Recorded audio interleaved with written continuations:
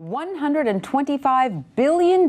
That's the amount owed by Americans in long-term default on federal student loans. And as they ignore letters, phone calls, and debt collectors, the government is desperately trying to figure out what will motivate them to start paying some of it back. Joining us now to discuss is WSJ reporter Josh Mitchell. Hi, Josh. Thanks for being with us. Sure. Hi. So a huge number of Americans, 43 million of us, hold some student debt. What percentage of those are in long-term default? There's about 16% of those who are in default, and default here is someone who's gone 360 days without making a payment.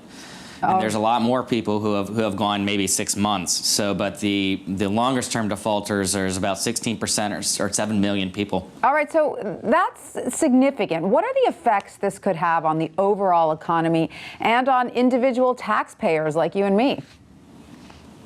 So the White House put out a report last month that basically said there's not a systemic risk with student debt. It's not like it's going to bring down the economy.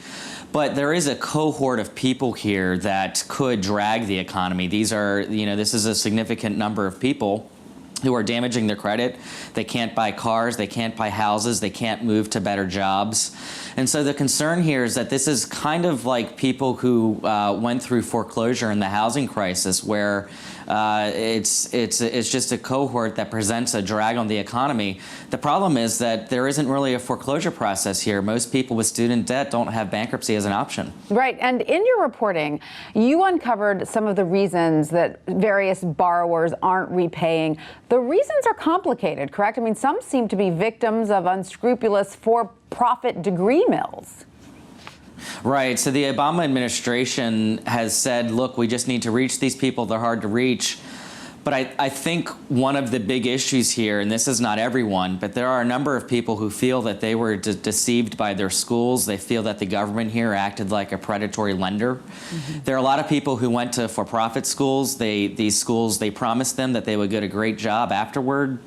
And then they graduate sometimes with $10,000 in debt or $20,000 in debt. They can't find a job. They're making very low wages right now, or in some cases unemployed.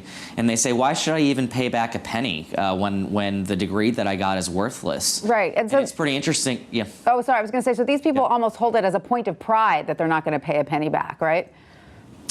Yeah, I don't know if I would say it's a point of pride, but yeah, it's basically saying, why should I give up any money that I'm earning now to pay back something that's not paying off?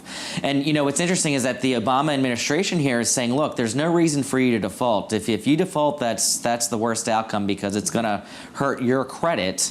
But so they have income-based repayment options, where basically the government says we can set your bills as a share of your income. If you're making very little, you can send us $10 a month, and technically you're no longer in default. But these people are saying, why should I even pay $10? Right. There's no hope of me paying back the full balance. I'm just not going to pay anything. Right. So now the government is hoping to figure out how to reach these people, what psychology might work. They're even turning to behavioral scientists. Is that correct?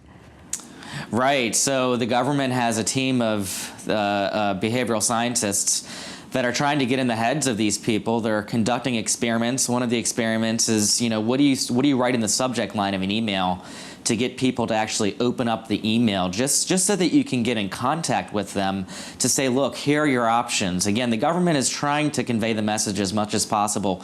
You may try to stick it to taxpayers, but it's really not helping you out here. This debt is not going to go away. And so it's best for you, it's best for taxpayers, it's best for everyone here just to get you into the system and pay even a few dollars a month. But again, a lot of people aren't even opening up the mail that they get. They're throwing it away. Absolutely. Now, in her acceptance speech at the Democratic convention, Hillary Clinton mentioned relief for student debt. What is her policy on this exactly if she's elected president? So she has mostly reached out to people who are actually making payments on their student debt. She wants to increase income-based repayment. She wants to help people who have high interest rates right now, or what she considers high interest rates, to refinance at lower interest rates. And then she wants for new students to basically have the option to go to college for free, at least most people, to go to state colleges for free. But a lot of the policies that she's proposing would address people who are sort of in the middle class and have jobs. And a lot of the policies that either she's talked about or other members of Congress have talked about aren't really addressing this issue of people who are in default. Right. She has said she wants to increase income-based repayment, but again, these people already have access to income-based repayment and they're not enrolling in it. Right. These long-term default borrowers just need to get into the system first. Someone's got to figure out how to do that. Right. All right, Josh. Exactly. Thank you so much for that. Sure.